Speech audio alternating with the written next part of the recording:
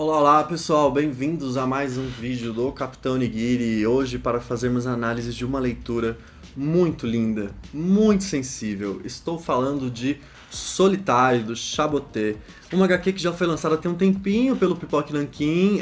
Eu li também já tem algumas semanas e eu falei, meu, isso aqui é muito bonito. Eu sei que o tema já passou, que todo mundo já conhece a HQ, já deve ter visto vários vídeos em outros canais, mas eu queria muito pôr meus comentários a respeito dessa coisa incrível. Eu precisava gravar um vídeo pro canal do Capitão falando dessa HQ. Eu também já li a outra HQ do Chaboté que foi lançada pelo Pipoca, que é Um Pedaço de Madeira e Aço, tão linda quanto, mas Solitário me chamou muita atenção. Por quê, cara? Essa HQ, ela é extremamente sensível. É uma HQ silenciosa. Olha que observação interessante que eu fiz. É muito interessante como o autor ele consegue transmitir o isolamento do personagem aqui nessa HQ. O que o Chaboté vai contar aqui pra gente? Ele vai contar a história de um rapaz que nasceu com uma deformidade, né? Ele tem um rosto meio deformado, ele tem umas deficiências e tudo mais. E ele, junto com os pais dele, moravam num farol.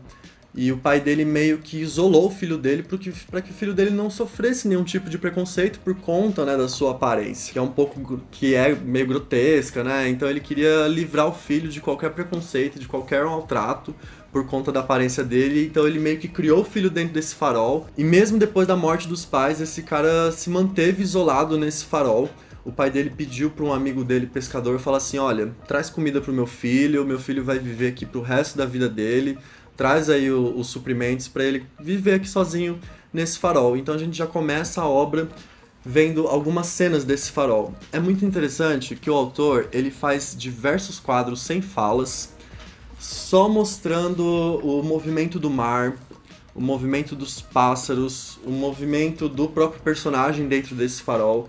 E é um silêncio, mas é um silêncio que você realmente consegue sentir o quão isolado esse personagem tá, né, dentro desse farol. Eu sou uma pessoa muito agitada, então eu vou dizer que eu sofri um pouquinho lendo essa HQ, né, eu fiquei pensando, nossa senhora, que terrível que deve ser morar nesse farol e não fazer nada, rodeado de mar, não tem nenhuma companhia, não tem ninguém pra conversar. Falando em conversar, é muito interessante como o personagem trabalha a imaginação dele através de um dicionário, isso mesmo, ele pega o dicionário assim, ó, tem diversas cenas que ele faz isso, ele pega o dicionário, aí ele solta o dicionário e aonde o dicionário abre, ele vai lá e lê uma palavra, sei lá, futebol. Aí ele lá, futebol é um jogo com não sei o que, tantas pessoas correndo atrás de uma bola, e aí ele imagina o que pode ser futebol.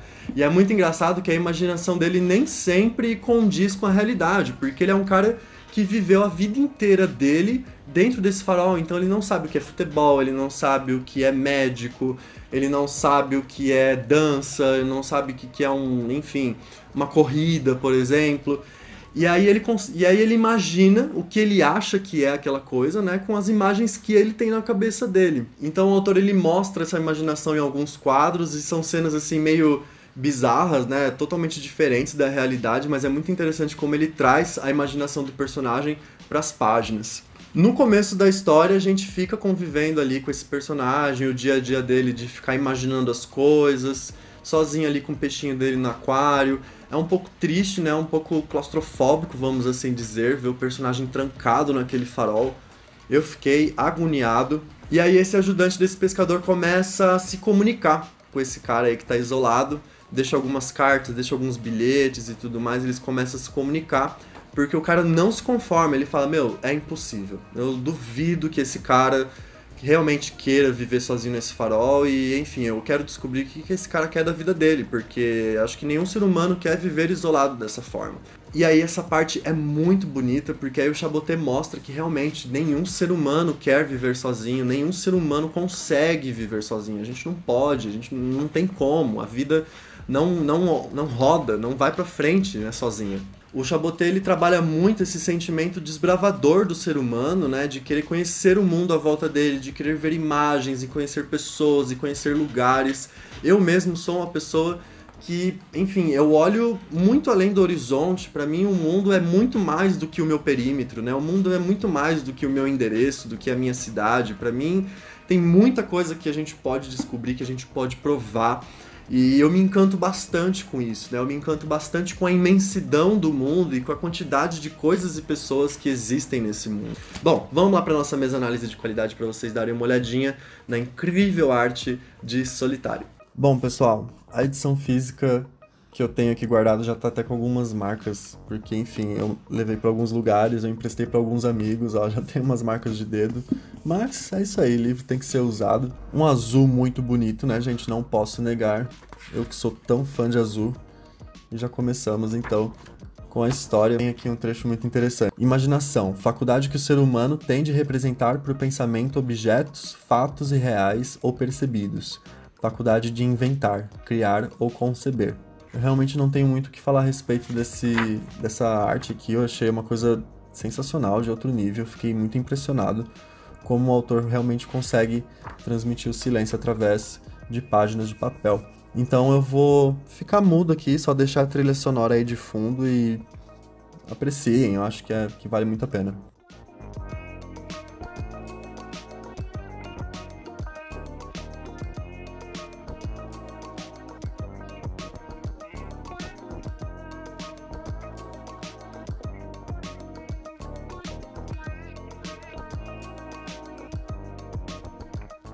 É interessante, né? E em alguns momentos você realmente consegue imaginar o som que tá fazendo.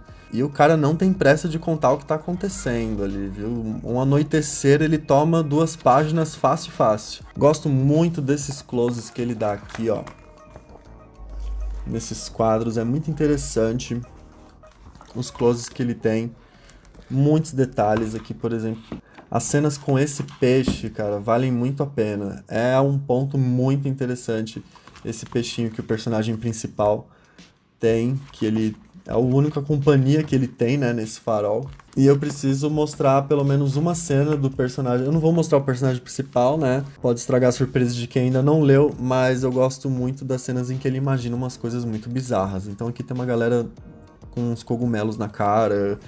Aqui é um cara tocando um violino, só que na verdade colocando várias chaves no instrumento. Então, assim, como ele não tinha contato com o exterior, ele não conseguia linkar as coisas da forma como elas realmente eram. Ele só tinha descrição através do dicionário. Então, ele exercitava a imaginação dele assim em níveis muito distantes.